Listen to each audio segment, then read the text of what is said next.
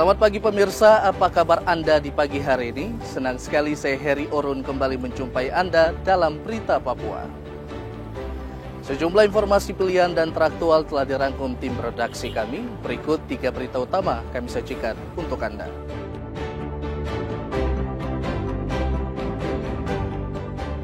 Pesawat Trigana Air pecah ban dan tergelincir saat mendarat di Bandara Oksibil, Kabupaten Pegunungan Bintang.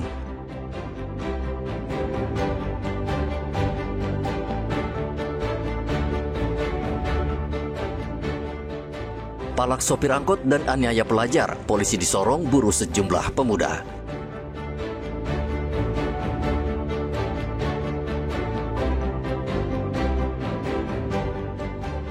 Polisi di Merauke tahan 2 mobil perusahaan yang tidak memiliki surat resmi.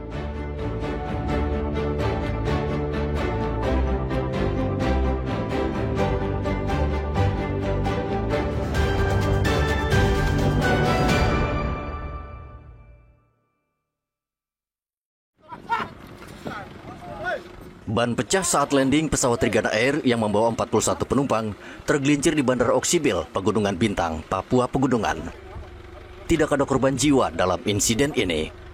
Pada saat mendarat, ban depan pesawat pecah sehingga pesawat keluar dari landasan sekitar 700 meter.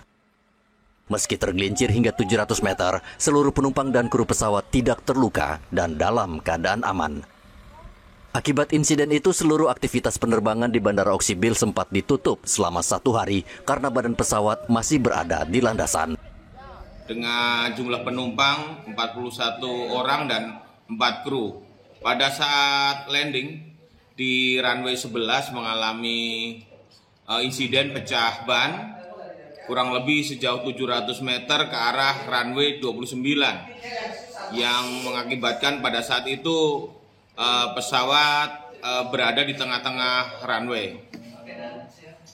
Yang untuk menjadi catatan penting bahwa seluruh penumpang dan kru dalam keadaan selamat, aman, dan sekitar dari pukul 15.00 sampai 15.53 waktu Indonesia Timur diupayakan untuk mendorong pesawat menuju apron dari runway menggunakan forklift dan dilaksanakan oleh semua pihak yang ada di bandara dan bisa diselesaikan, dan untuk sekarang penerbangan sudah normal.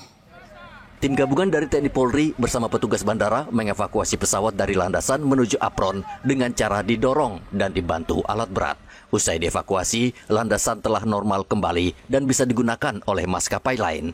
Sementara seluruh penumpang diinapkan di hotel sambil menunggu pergantian ban pesawat. Arthur dan Riantonai melaporkan dari Pegunungan Bintang, Papua Pegunungan.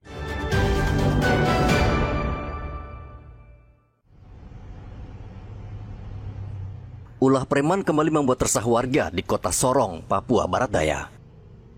Peristiwa terjadi di Jalan Bangau 1 di depan Kompleks Aspen, Remu, Kota Sorong pada hari Rabu.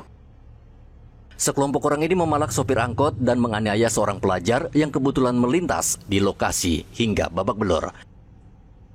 Peristiwa ini viral di media sosial. Sejumlah pihak mengecam tindakan ini dan meminta aparat menindak tegas para pelaku. Kejadian ini membuat sejumlah pengendara ketakutan dan memilih putar balik untuk menghindari lokasi kejadian. Kepolisian Resor Kota Sorong turun tangan dan sudah mengetahui identitas para pelaku.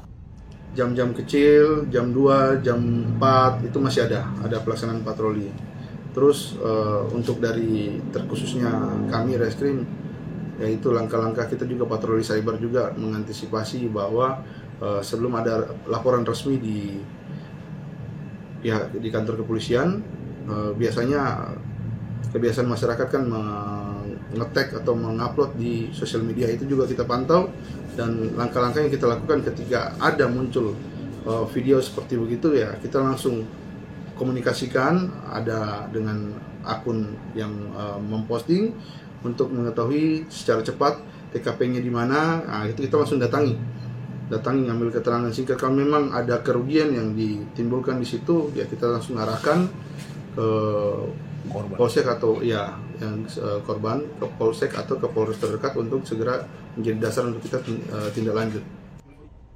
Warga mendesak aparat kepolisian untuk lebih serius memperhatikan keamanan masyarakat dan lebih sering melakukan patroli di daerah rawan.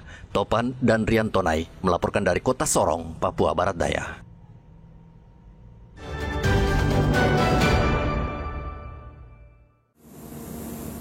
PT Freeport Indonesia masih terus mencari 5 pekerja tambang yang terjebak di tambang bawah tanah pada 8 September lalu. Hingga saat ini, proses evakuasi terhadap 5 pekerja tersebut belum berhasil. Menurut Kapolres Mimika, AKBP Bilianda Hildario Budiman, PT Freeport tengah menyiapkan pekerja tambang lainnya untuk membongkar material longsor dengan menggunakan 3 alat berat. Sampai dengan saat ini kita masih melakukan proses evakuasi.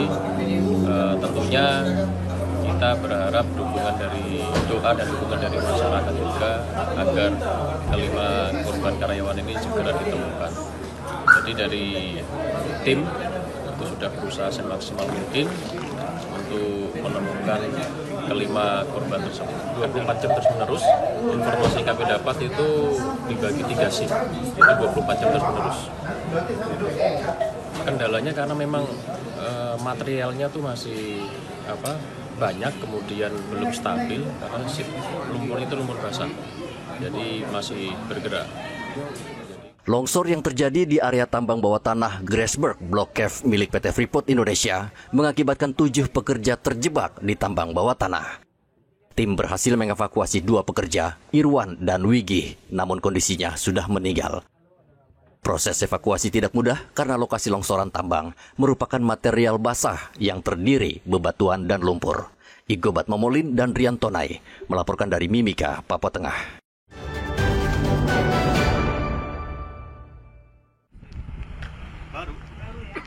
Dua unit kendaraan roda 10 disita polisi di Polres Merauke karena tidak memiliki dokumen resmi saat beroperasi. 2 unit kendaraan raksasa itu teridentifikasi beroperasi tanpa dokumen resmi. Kendaraan tersebut merupakan unit baru yang dioperasikan oleh salah satu perusahaan di Merauke. Kedua kendaraan itu ditemukan oleh polisi ketika sedang memuat pasir di kawasan distrik Tanah Miring, Kabupaten Merauke. Kejadian ini terjadi saat Satlantas Polres Merauke sedang melaksanakan patroli rutin. Begitu ditemukan, kedua kendaraan langsung diamankan untuk penyelidikan lebih lanjut. Kalau nggak salah hari Senin, tanggal 29 September kemarin, kami bersama anggota melaksanakan patroli dan sekaligus ada kegiatan panen raya. Nah, kemudian di saat tiba di daerah mendekati Jagipo, Persebaya, nah, di situ kami mendapati 2 trek tersebut tidak ada identitas kendaraan. Jadi kita berhentikan, kemudian kita cek surat-surat kampanye, tidak ada. Jadi kendaraan tersebut kami amankan dan sempat kami titip di Polsek Jagebob, kemudian kami amankan di Polres. Jadi untuk identitas kendaraan tersebut tidak ada sama sekali dan memang belum pernah didaftar. Jadi karena beroperasinya di jalan raya, maka dari itu kendaraan kami tahan. Polisi mengimbau kepada seluruh perusahaan dan masyarakat agar tidak mengoperasikan kendaraan apabila tidak memiliki dokumen yang lengkap dan sah. Pihak kepolisian juga menegaskan agar perusahaan memastikan seluruh kendaraan yang digunakan memenuhi persyaratan administratif yang berlaku.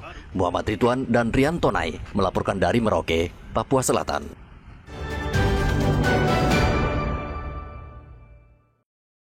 Aktivitas di kantor Balai Kampung Sota di Distrik Sota, Kabupaten Merauke, terganggu gara-gara ulah seorang warga bernama Nikodemus Ndiken. Ia memblokir kantor karena kesal kalah dalam pemilihan kepala kampung di wilayah tersebut. Tidak itu saja, setelah memalang kantor balai desa, Nikodemus yang kalap juga melakukan aksi serupa dengan memalang sekolah serta seluruh rumah tinggal para ketua RT di Kampung Sota. Ia tidak mau menerima kekalahannya begitu saja. Kapolsek Sota Ibda Esterlina Gepse mengatakan pelaku sudah dipanggil sehingga blokade sudah dibuka.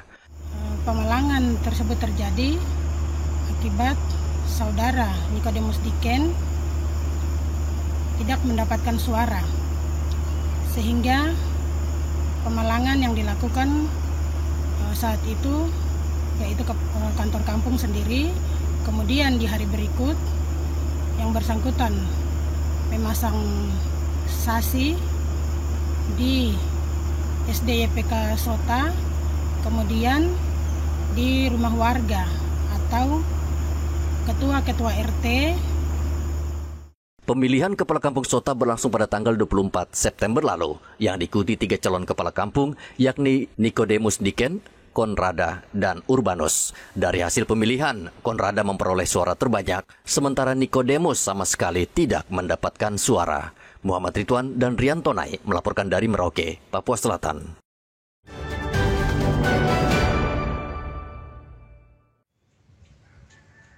Seorang nelayan Indonesia asal Merauke, Ricky, mengalami gangguan jiwa berat saat menjalani proses hukum di Papua Nugini. Ia diduga mengalami stres berat menghadapi ancaman hukuman serta fasilitas penjara yang tidak memadai di Papua Nugini. Saat ini Kementerian Luar Negeri Indonesia sedang berkomunikasi dengan pemerintah Papua Nugini agar Ricky bisa dipulangkan ke Indonesia untuk mendapatkan perawatan. Pada saat pertama penangkapan, hasil koordinasi kami dengan teman-teman itu dalam kondisi baik-baik saja. Tapi ketika dalam proses menjalani hukuman, teman-teman menyampaikan ke kami bahwa dia juga merasa tertekan dan juga mungkin juga punya tanggungan juga di Merauke, sehingga dengan situasi penjara yang ada di Papua Nugini sana mungkin menjadi suatu pukulan fisik beliau, sehingga saat ini beliau gangguan jiwa. Dia menjalani penjara berapa tahun? Kalau yang 3 kapal pertama itu kan di bulan Oktober 2024 sampai hari ini. Kalau nggak salah sekitar ya hampir 1 tahun ya. 1 tahun ya. Terus yang 2 kapal terakhir itu ditangkap di bulan Maret. Maret berarti sudah kurang lebih ya sekitar 6-7 bulan kalau nggak salah ya. Ini yang sementara kami mengawal kasus ini. Ricky merupakan salah satu dari 30 nelayan Indonesia yang dijatuhi hukuman penjara selama 5 tahun dan potong masa tahanannya selama 18 bulan. Ia bersama nelayan lainnya ditangkap karena mencari ikan di wilayah perairan Papua Nugini. Pemerintah Indonesia tengah melobi pemerintah Papua Nugini untuk memperingan hukuman terhadap para nelayan Indonesia. Muhammad Ridwan dan Rian Tonai melaporkan dari Merauke, Papua Selatan.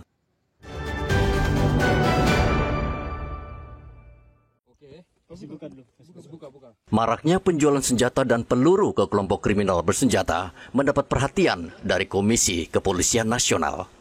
Komisioner Kompolnas Khairul Anam menyoroti kasus jual beli amunisi dan senjata yang marak di Papua. Saat berkunjung ke Polda Papua, Khairul Anam meminta aparat untuk berhenti menjual amunisi dan senjata. Menurutnya, penjualan amunisi dan senjata adalah pengkhianatan karena peluru atau senjata tersebut digunakan oleh kelompok kriminal bersenjata untuk menembak teman sendiri. Tanggung jawab teman-teman jurnalis, akuntabilitas itu. Ya, belajarlah dari masa lalu, dari peristiwa yang sudah ada untuk mencegah peristiwa serupa Anda.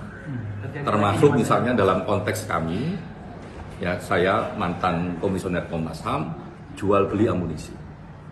Berhentilah jual beli amunisi. Ya, siapapun pelakunya.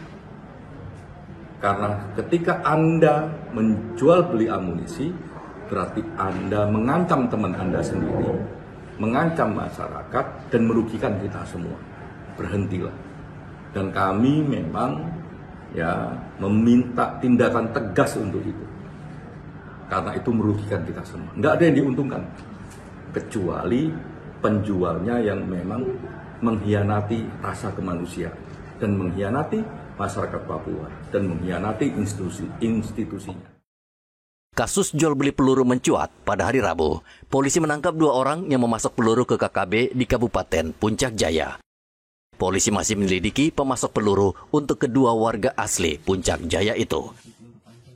Penjualan peluru dan senjata di Papua dilakukan karena hasilnya menggiurkan. 1 peluru dihargai sekitar 200 hingga 300 ribu rupiah per butir. Rian Tonai melaporkan dari Kota Jayapura, Papua.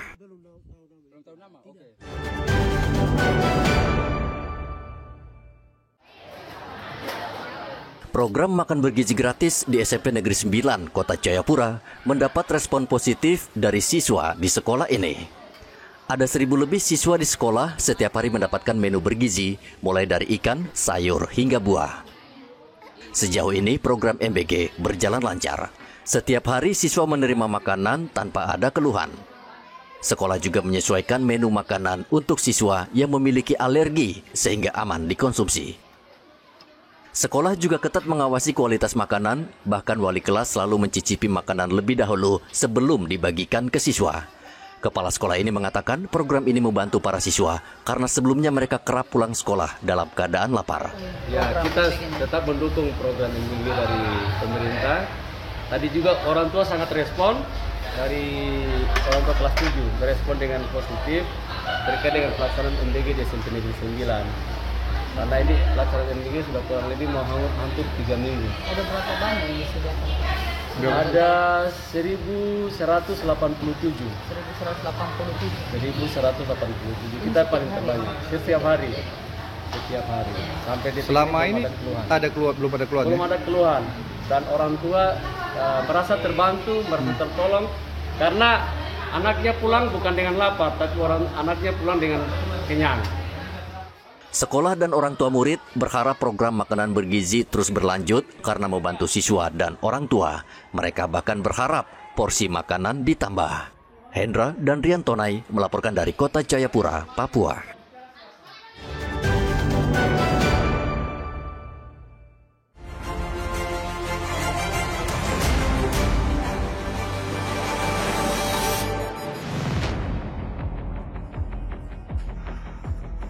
Pipit, seorang ibu muda, mengalami luka serius di bagian wajah akibat dibegal di depan rumahnya. Saat itu Pipit hendak keluar rumah di jalan radio dan tiba-tiba seorang pria muncul dari semak-semak dan langsung mengayunkan senjata tajam ke arah korban. Hantaman sebanyak 3 kali itu membuatnya terjatuh dan pingsan. Polisi mengimbau warga waspada dan mengantisipasi begal dengan cara tidak menggunakan barang mewah atau barang yang mengundang pencuri untuk beraksi.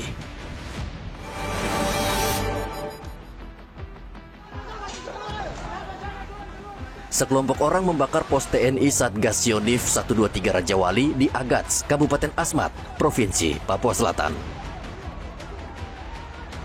Aksi massa itu buntut tewasnya salah seorang warga yang diduga tertembak peluru aparat.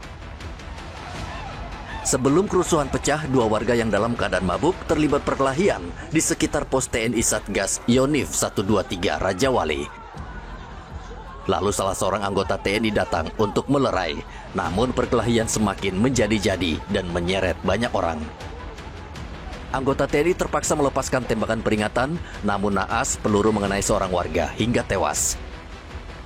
Kejadian ini memicu kemarahan warga. Mereka membakar pos TNI dan menjarah barang dagangan warga di sepanjang jalan di Kabupaten Asmat.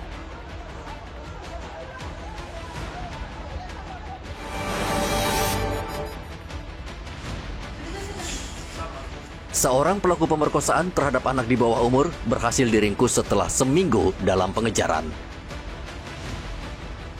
NY mencegat korban berusia 8 tahun di sekitar SMA Negeri 2 Merauke. Korban dibawa ke Semak dan dicabuli oleh pelaku.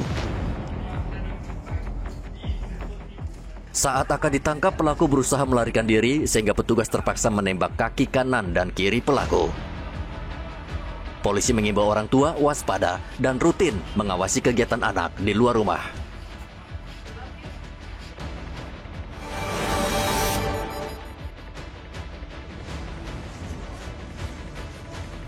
Polisi di Kabupaten Jayawijaya membongkar kasus begal yang melibatkan belasan tersangka. Komplotan begal ini diringkus di berbagai lokasi selama sepekan terakhir. Belasan begal beraksi dengan mencegat bahkan melukai korbannya dan kendaraannya dibawa kabur. Selama 1 bulan beraksi, pelaku sudah melukai belasan korban. Belasan tersangka dijerat dengan pasal pencurian dan kekerasan dengan ancaman hukuman penjara maksimal 12 tahun.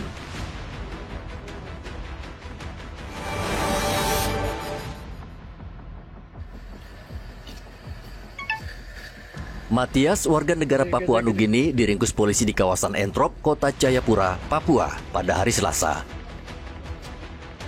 Pelaku diringkus polisi saat menyelundupkan narkoba jenis ganja ke Kota Jayapura.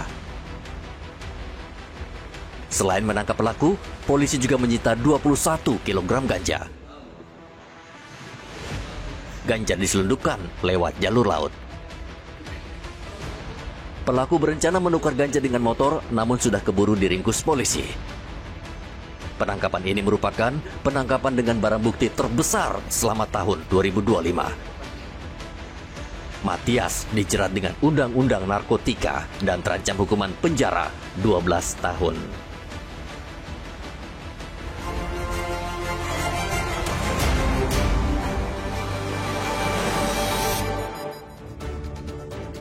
Pemirsa, informasi tadi mengakhiri jumpa kita dalam Berita Papua hari ini. Saya Heri Orun, mewakili seluruh kerabat kerja yang bertugas, mengucapkan terima kasih untuk kebersamaan Anda.